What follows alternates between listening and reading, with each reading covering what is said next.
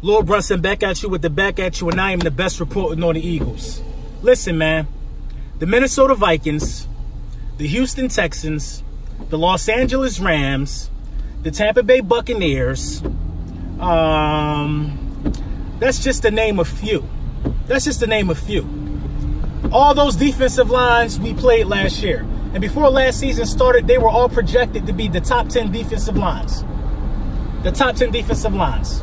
Now, I don't know the list that in and out, but I know we played those teams. We played a nice piece of the top 10 of the projected defensive lines from the last season. We're battle-tested, man. We battle-tested. We're battle-tested. I'm going to say it one more time for the people in the back. We're battle-tested. So it doesn't shock me that DeMarcus Lawrence doesn't have a sack against a battle-tested veteran group.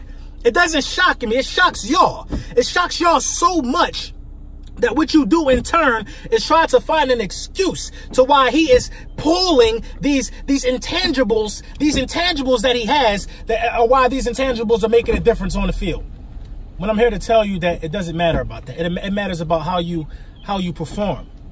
That's the only thing that matters, is how you perform. It ain't about ghost stats that don't pop up. Now, you could do good things without getting these stats, like I said, but listen, Lane Johnson, I believe, is the best at his position. The best at his position. And when this schedule comes out, and when this schedule proves my theory of how dominant this team is going to be on the offensive side of the ball and the defensive side of the ball, I just don't want to hear no more. I don't want to hear no more. I just don't want to hear no more. There's nothing else that's going to be able to be said. Is that, listen, we played 7 out of the top 10 wide receivers last year. 7 out of the top 10 wide receivers last year, and we played about 6 or 7 out of the top 10 defensive lines in the NFL last year. I'm going to name a few of the players in case somebody's clogged up and a little foggy. I'm going to name some of the players. J.J. Watt, Jadeveon Clowney, DeMarcus Lawrence. We played Kerrigan. We played the Minnesota Vikings. I don't know if Emerson Griffin played those games or not, but I'm going to name him. He plays for the Vikings. Listen, we played the Los Angeles Rams, and Ndamukong Suh, Aaron Donald. Who else? Who else did we play? Put it in there. Put the studs that we played. We played the Tampa Bay Buccaneers. That defensive line ain't no cakewalk. Put the studs at the position that we played in the comments. We did that. Our defense went against the top 10, a lot of the top 10 wide receivers, and our offensive line went against a lot of the top 10 defensive pass rushers. Why do you think that is? Why do you think that is? Say it with me, guys. Don't say it all at one time. For the guys who can't hear, say it with me all at one time. It's called a first place schedule. We won the Super Bowl, and the level of competition stepped up for us. It's called a first place schedule. A first place schedule. We are going into this season with a first place roster with a third place schedule. Tell me how many dominant defensive lines we got to play this year. I already told you how many dominant wide receivers we got to play this year. It's not nearly the same amount. Tell me how many dominant defensive lines we got to play this year. Tell me. Tell me. It's not a lot. It's not a lot of dominant defensive lines that we're going to go against this year. We don't got the Rams again. We don't got the Rams again. The Rams are a first-place team. We don't got the Rams again. We don't got a lot of people again. We don't got the Texans again. Look at what's happening. Now, I'll tell you one thing. The teams that won the division, who just win the division, and we all know that, you know, hey, it's a fluke. They don't win a division every year. Just like teams in the NFC East, we know they don't win the division every year.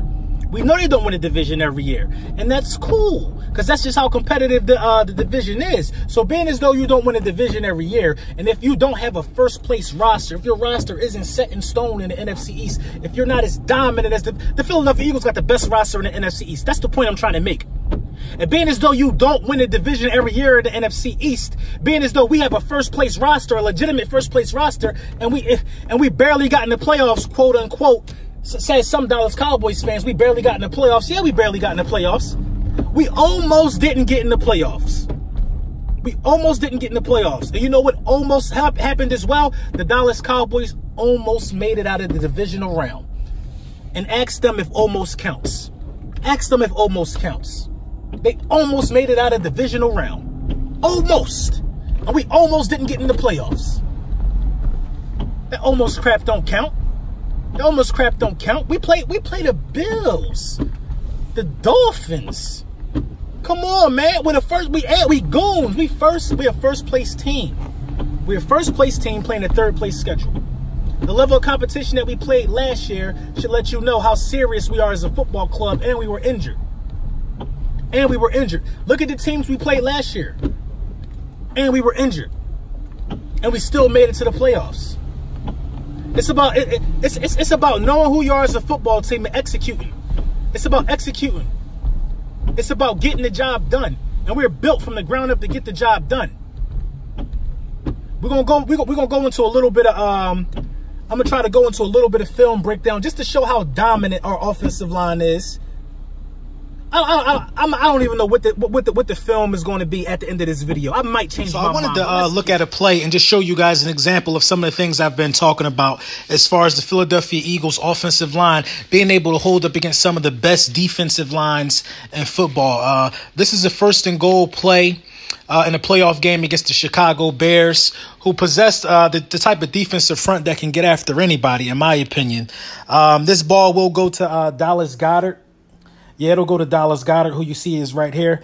Dallas Goedert is going to, I can't tell if he runs like an inside. I think it's like an inside post to the middle of the field. I think Dallas Goedert is going to run that type of route. With the camera angle, you can't really see where Goedert is going, but, you know, that's not even really important. I think the important part is just the protection. And Nick Foles is already in the shotgun, so you know that he's anticipating the pressure. But still, if he had to take a 3-step drop, just look at how clean this protection is. And let's stop it right here. So at this point, you already see Smallwood Smallwood was the running back. He wasn't there to chip or protect or any extra protection. Smallwood is going out here. So it's mano y mano. It's this monstrous defensive line that we've been hearing about all year against our offensive line that we know who is good. And I just want to point this out right here. Look at this. Look at the seal. Look at the seal that's created in the pocket. Look at that. Able to stay straight up, keep his eyes down the field in Nick Foles, and just throw a nice, crisp pass. Obviously, this play resulted in the touchdown, but protection plays a big part in plays like this. You can't really go anywhere without this type of protection. And look, Lane Johnson, once again, you see Lane. Lane is there sealing his man. Lane has always been that type of guy to seal his man. The guy can't even get his hands up. He can't even make a move. Look at the leverage. Look at Lane's base. Lane Johnson, in my opinion, is the absolute best. Look at his base. He's the best at making these type of plays, man. Lane Johnson is just a third world, man. He's on another level, man, at that position, man. And it resulted in what we knew it was going to result in, and that's the Eagles touchdown, man.